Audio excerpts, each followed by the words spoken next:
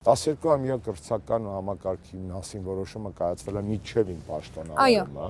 ներդրվել է իմ օրոք։ Քաղաքական կամքը ձեր վրա է դրած, դա իրականացնելու։ Պետության մարդ եմ, ցավոտ տանեմ, ես չկներես ես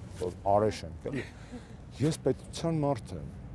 Ես իհարկե քաղաքական գործիչ եմ, մտածում էի տենց իմիջի բանի մասին, բայց պետք է արվի երկրի համար։ Դա պիտի արվի, դա ծանր է, դա քաղաքական առումով ինքնասպանություն էր, որ երկրում տենց բան արել են, իսկ բոլոր երկրները անցել են այս ճանապարհով։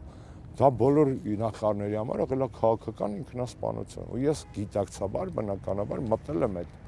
ռեֆորմի տակ։ Լավ չի արվել, միջև վերջ չի արվել, բայց արվել է։ Եվ դրա շնորհիվ այսօր Հայաստանի կրթական համակարգը համադրելի է եվրոպականի հետ։ Մեր երեխեքը, մեր երիտասարդները, պատանիները կարող են իրենց կրթական փաստաթղթերով շատ ավելի մոբիլ լինել,